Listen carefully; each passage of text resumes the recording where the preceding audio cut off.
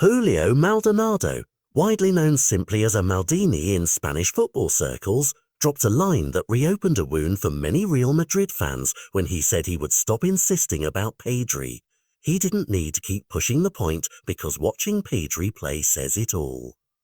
That single sentence captures the arc of a story that begins with a teenager in a trial at Valdebebas and ends with one of Europe's most influential midfielders pulling the strings for Barcelona and Spain. Back when Pedri was still a hopeful prospect, he attended trials and was told he didn't meet Real Madrid's standard, a rejection that, at the time, seemed like an ordinary academy decision, but which later became the hinge of a huge transfer irony. From that moment came a different path.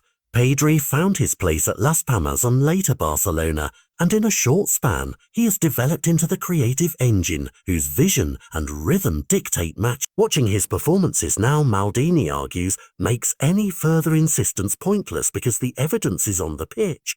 The sting for Madridism is obvious, a club that prides itself on an eye for talent passed on a player who adapted, grew and became indispensable at the highest level. This isn't merely nostalgia or internet hot take.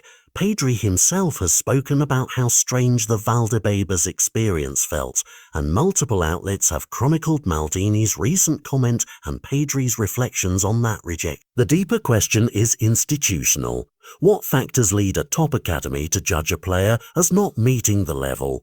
And how often do those assessments miss late bloomers or players who require a different kind of development environment? Scouting metrics, immediate physical readiness, and the pressure to produce results can push clubs towards short-term judgments, and when a decision like that costs you a generational midfield talent, the consequences ripple across seasons, trophies, and fan narratives. Maldini's choice of words, that he will not insist anymore, reads like both an admission and a finality.